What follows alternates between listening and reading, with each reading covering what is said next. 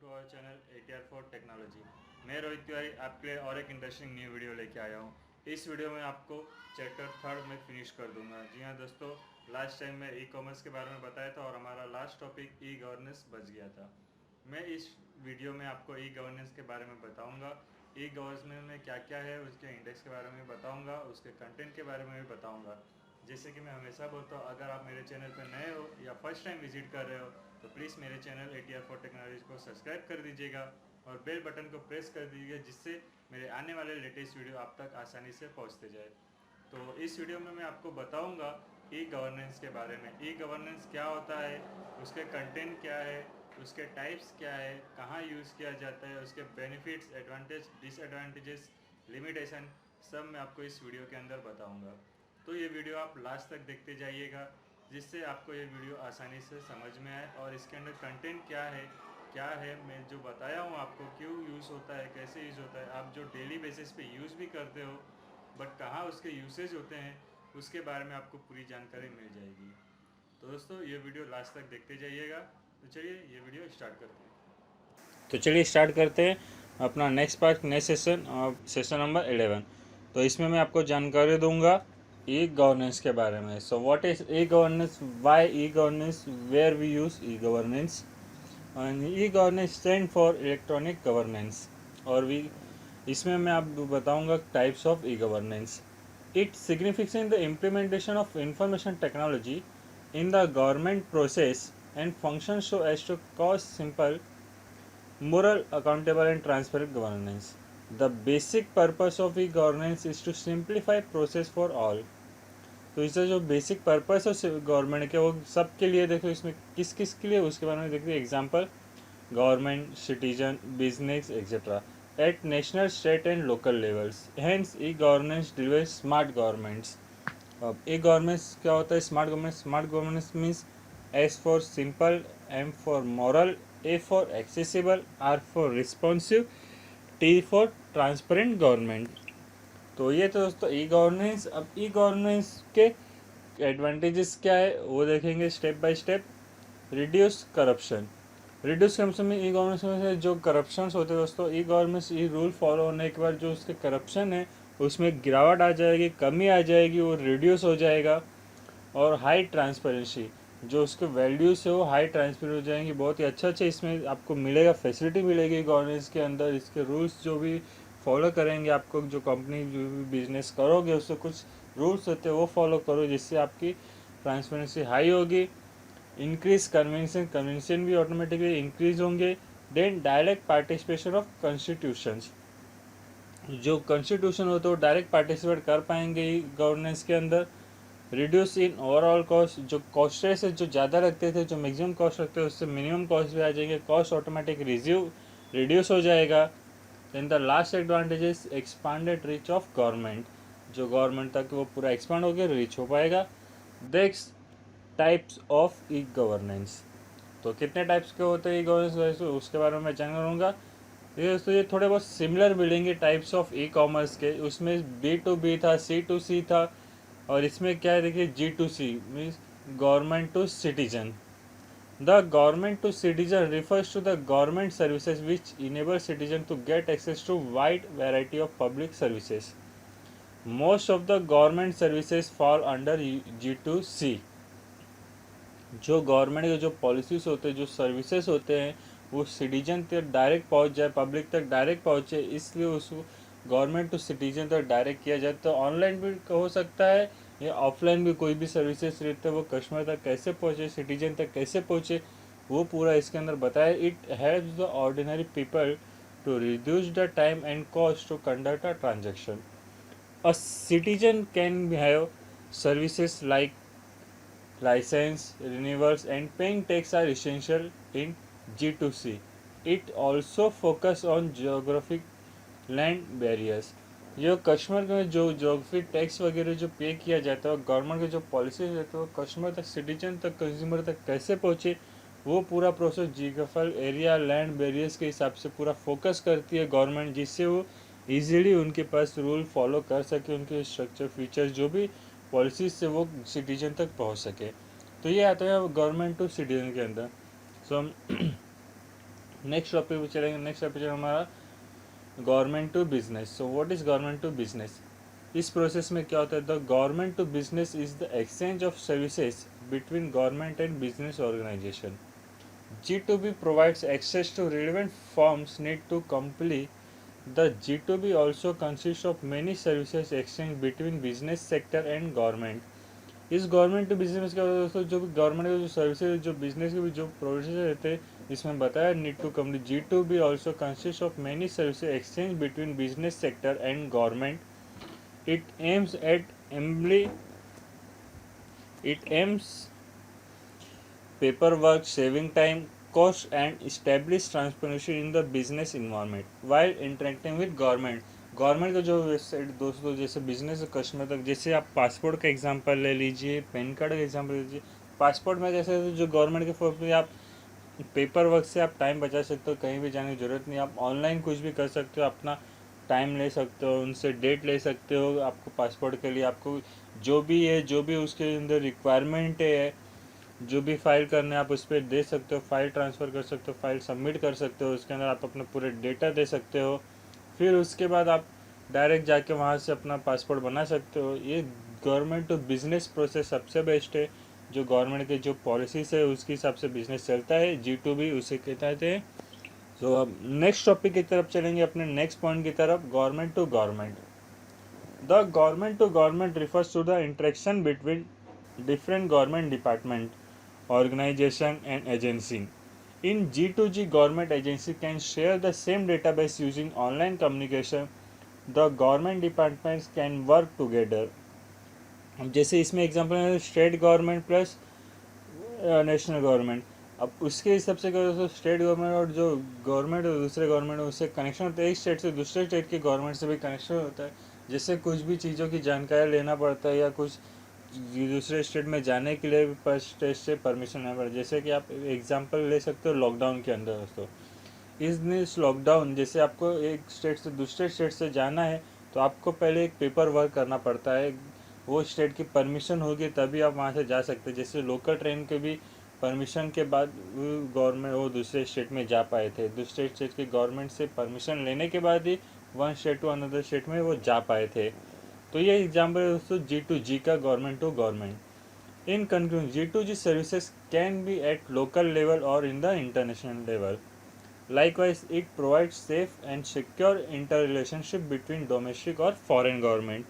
इसके क्या दोस्तों, अगर आपको यहाँ से वहाँ जाना है means one place to another place means one state to another state या फिर one country to another country, तो जो स्टेट गवर्नमेंट होती है, जो नेशनल इंटरनेशनल गवर्नमेंट होती है, जो फॉरेन गवर्नमेंट से जो परमिशन लेना पड़ता है, जैसे वीज़ा पासपोर्ट को आपको जानकारी होगी।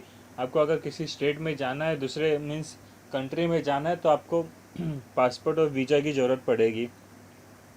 तो विदाउट परमिशन आप कहीं जा नहीं सकते, तो गवर्नमेंट का इन्वॉल्वमेंट, उसके परमिशन की ज़रूरत पड़ती है। सो नेक्स्ट पॉइंट है government to employ. So the government to employ is the internal part of G2G sector. Furthermore, G2E aims to bring employees together and improve knowledge sharing. Similarly, G2E provides online facility to the employees, like applying for leave, reviewing salary, payment record, and checking the balance of holidays. The G2E sector provides human resources training and development. So, government to employee is also the relationship between employee, government, institution and their management. देखिए दोस्तों, इसमें क्या बताया, जो भी facility आपको अगर leave भी लेना है या कुछ ट्रांसफ़र भी करना है, आप डायरेक्टली साइट्स पे जाके एम्प्लॉयज़ फैसिलिटी जो दिया जाए तो ऑनलाइन आप उसका प्रोसेस कर सकते हो। चाहे गवर्नमेंट सेक्टर हो चाहे प्राइवेट सेक्टर हो, उनके अलग अलग वेबसाइट रहते हैं, उनके वेबसाइट पे जाके आप कुछ भी क्वायरीज है वो सब आप उसमें कर सकते हो, ऑनलाइन प्रोसेस कर सकते हो। तो ये सब दोस्तों हमारे टाइप्स ऑफ ई गवर्नेंस है। अब हम देखेंगे security measures in e commerce. अब ई कॉमर्स में सिक्योरिटी कौन कौन से हैं, कैसे कैसे सिक्योरिटी की ज़रूरत पड़ेगी, ई गवर्नेंस हमने देख लिया, ई कॉमर्स के सम पार्ट्स देख लिया। अब ई कॉमर्स के हम लास्ट पार्ट देखते हैं, उससे security measure in e commerce. Security कौन कौन से मेजर करने होते हैं, कौन कौन से टाइप के सिक्योरिटी प्रोवाइड किया जाता है ई कॉमर्स चलाने के लिए, उसके बारे में हम देखते हैं। E commerce security refers to the principle which guide safe electronic transaction, allow the buying and selling of goods and services through the internet. First one is encryption. Encryption is widely used on the internet to protect user information being sent between a browser and a server. This include password, payment information and other personal information that should be considered private. दो type के, जैसे encryption, password encryption और decryption दो type के होते हैं. कोई भी पासवर्ड आप रखते हो, जैसे सिमिलर @ सिंबल वगैरह, स्पेशल सिंबल वगैरह डालते हो, नंबर डालते हो, कैरेक्टर्स डालते हो, अल्फ़ाबेट्स वगैरह डालते हो, उसके हिसाब से आप पासवर्ड डाल सकते हो. बट जो बड़े बड़े पासवर्ड होते हैं, अगर आप मेलिंग देखोगे, आप इंक्रिप्शन और डिक्रिप्शन के बारे में अगर आपको नॉलेज होगा, सो उसके अंदर प्लेन टेक्स्ट और साइफर टेक्स्ट यूज़ होता है इंक्रिप्ट करने के और डिक्रिप्ट करने के लिए. ये प्रोसेस आपको इंक्रिप्शन में पूरे आ जाएंगे. The process consist of two process as encryption and decryption. जैसे कि मैंने आपको बताया, दो प्रोसेस है, encryption and decryption. Encryption converts plain text readable from the data and cipher text coded from a data means non readable from a data. जो plain text क्या होता है उसको रीड कर सकते हैं आप भी, कोई जो व्हाट्सएप पे या किसी भी आप डेटा ट्रांसफ़र करते हो, मेल करते हो, उससे प्लेन टेक्स्ट क्या जाता है वो रीडेबल होता है. बट जो साइफर टेक्स्ट होता है वो कोड के थ्रू होता है, बाइनरी कोड. जैसे आपने सुना होगा 01110001, ऐसे जो कोड्स होते हैं वो साइफर टेक्स्ट होते हैं. उसे डिक्रिप्ट करना पड़ता है, उसके बाद ही उसके डेटा आप पढ़ सकते हो. ये बहुत ही हाई लेवल के सिक्योरिटी कोड होते हैं जो कंपनीज यूज़ करती है. Then decryption is exactly opposite process of encryption. It convert cipher text into plain text. जो डिक्रिप्शन हो तो अपोजिट होता है इंक्रिप्शन. इंक्रिप्शन में क्या प्रोसेस होता है, पहले plain text into cipher text. But जो डिक्रिप्शन होता है वो cipher text into plain text में कन्वर्ट होता है. सो नेक्स्ट सिक्योरिटी में देखेंगे digital signature. A digital signature is also known as an electronic signature.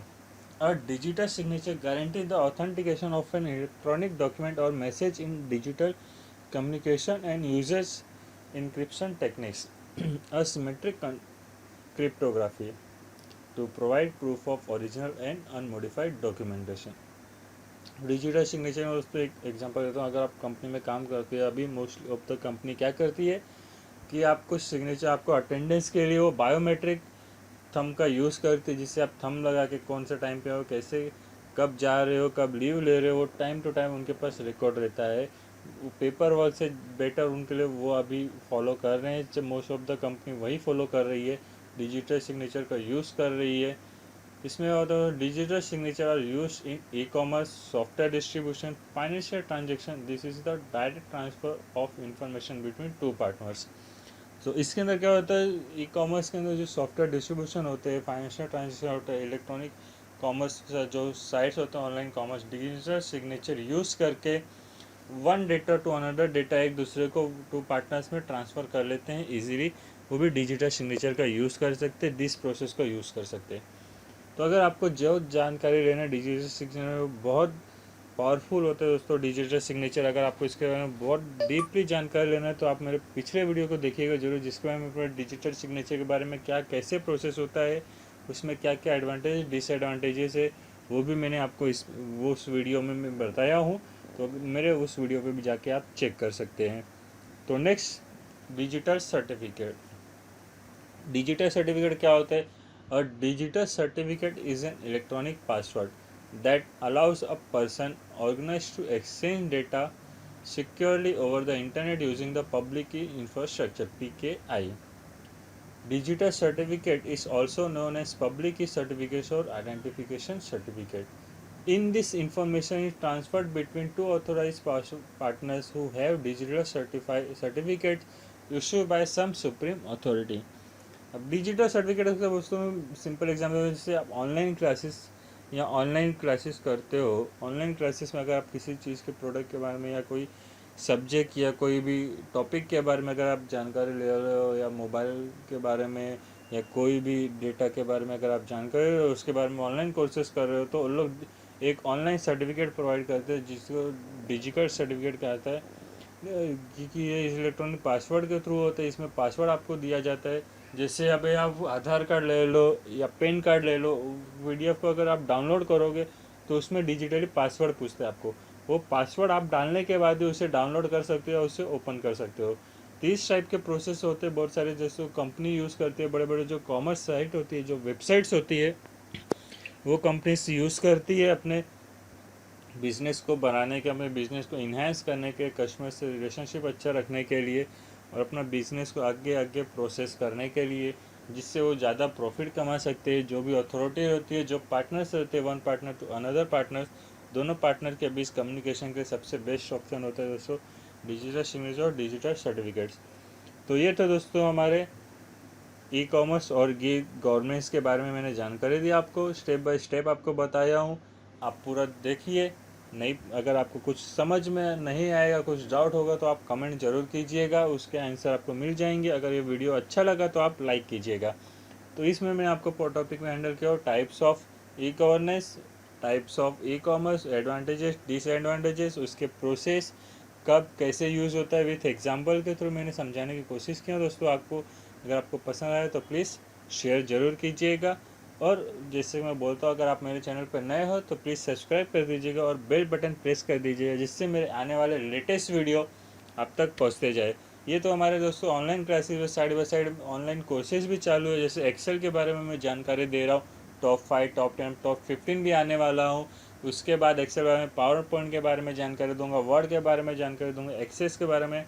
धीरे धीरे दोस्तों अगर आप ये चैनल पे अपडेट होते रहोगे, सब्सक्राइब किए रहोगे, तो आपको डेली डेली कुछ ना कुछ नया सीखने मिलेगा, वो भी लॉकडाउन के अंदर फ्री में बैठे, फ्री में सीखने आपको मिलेगा। कोई चार्जेस भी आपको पे नहीं करना, फ्री ऑफ कॉस्ट सब आपको नॉलेज मिलता जाएगा दोस्तों। तो अब तक के लिए दोस्तों थैंक यू।